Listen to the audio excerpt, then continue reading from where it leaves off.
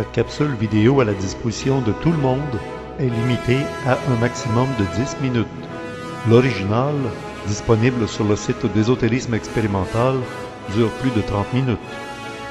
Voici la troisième partie de cette conférence donnée par M. Bernard de Montréal, intitulée « Les maîtres du monde ». Bernard, si tu veux, on peut jouer un jeu de marathon. Est-ce qu'effectivement on doit faire une différence entre ceux qu'on a appelés les grands initiés, comme Édouard Schuré en a parlé dans un de ses livres, les grands initiés, Krishna, Rama, Bouddha, le Christ et d'autres, qui ne viennent pas d'ailleurs, et les maîtres qui viennent d'ailleurs. Et quand je dis venus d'ailleurs, je pense à Vénus aussi, puisqu'il y a beaucoup de théories ésotériques qui laissent entendre que les maîtres du monde nous viennent de la planète Vénus. Il y a deux questions là-dedans. Oui. Bon. Alors, les maîtres du monde. Si les maîtres du monde, regardez la façon que je parle. Si les maîtres du monde sont issus d'une planète, soit dans le système solaire, sur un plan invisible, parce qu'il n'y a pas de planète habitée dans le système solaire sur le plan matériel. Alors, si les maîtres du monde viennent d'une planète du système solaire sur un autre plan, ici, ils deviennent des initiés. C'est un jeu de mots, ça. Un initié, les maîtres, ce sont tous des initiés. Il y a plusieurs personnes dans la salle qui ont été initiées avant.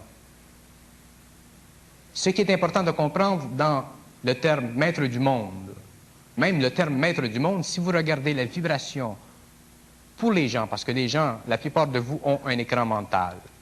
Si vous regardez dans votre écran mental la vibration de la couleur maître du monde, vous verrez que la vibration n'est pas aussi haute, la couleur de la vibration n'est pas aussi haute que celle qui s'applique au terme initié. Dans la faculté de comprendre le mystère de la vie chez l'homme, il y a constamment des interférences. Les interférences sont très subtiles. Et à un certain point, on ne peut plus les voir, ces interférences-là, parce qu'elles sont purement vibratoires. Elles ne sont plus intellectuelles, elles ne sont plus psychologiques, elles ne sont plus linguistiques. L'homme divise la réalité. Lorsque l'homme divise la réalité, elle devient de la connaissance. Lorsque l'homme a la connaissance, il cherche à créer autour de cette connaissance-là une forme. Cette connaissance-là devient une école. Alors, l'intellect divise. Les maîtres du monde, parce que ça va loin l'affaire des maîtres du monde. Il y a des maîtres du monde qui sont sataniques, et il y a des maîtres du monde qui font partie de la hiérarchie, qui travaillent avec la hiérarchie sur des plans évolutionnaires. Alors, si un type fait partie d'un cercle satanique, si un type travaille avec des forces lucifériennes dans un coin de la planète Terre, sur un plan quelconque, et que celui à qui est attribué les pouvoirs d'interception avec ses intelligences, effectivement, va être reconnu comme le maître du monde parce que aussitôt qu'il a un contact avec les hommes, il peut légiférer.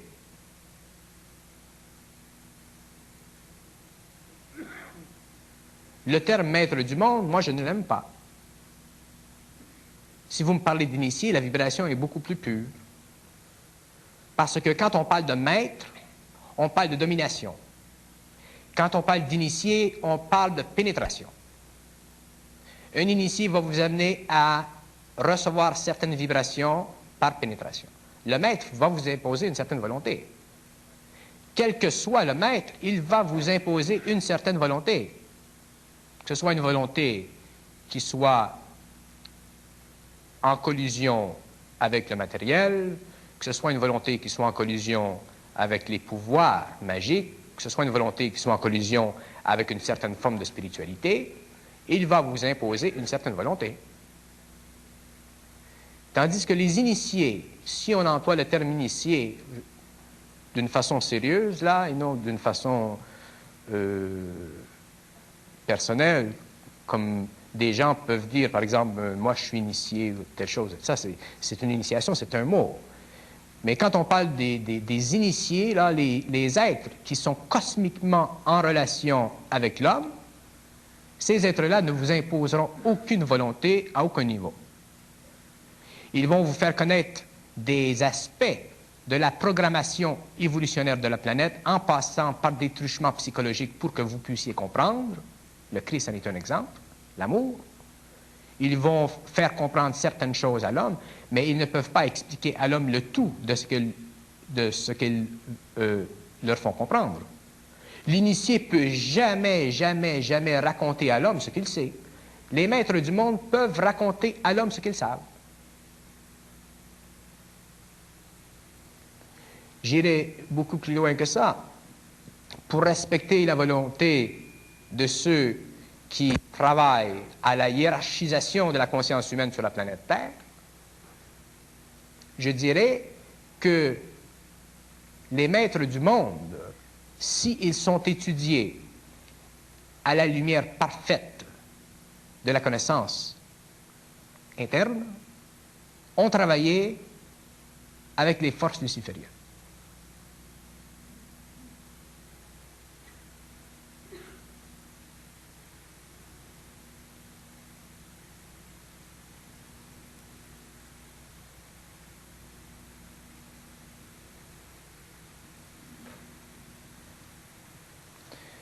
Ceux qui sont dans la salle et qui ont une capacité de voir un peu dans l'éthérique, qu'ils regardent mes deux mains. Il y a la main gauche, il y a la main droite. La main droite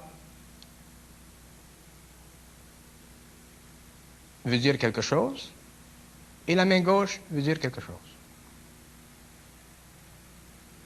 Si j'étends les mains,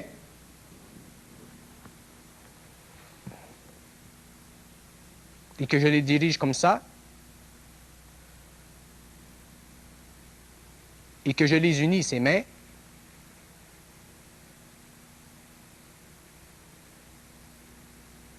vous avez seulement une vibration.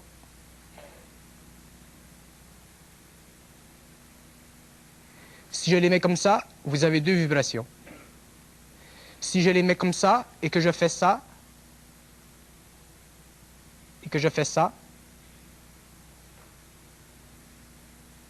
vous pouvez voir le symbole des maîtres du monde.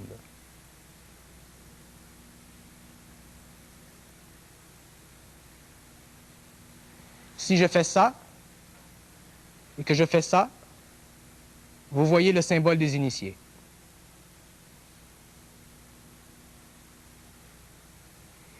Chacun peut, par intuition, reconnaître ce qui est vrai de ce qui est faux.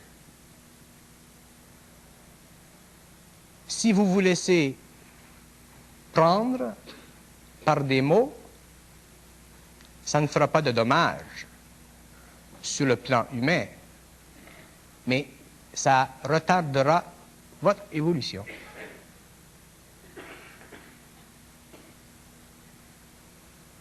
Il y a plusieurs façons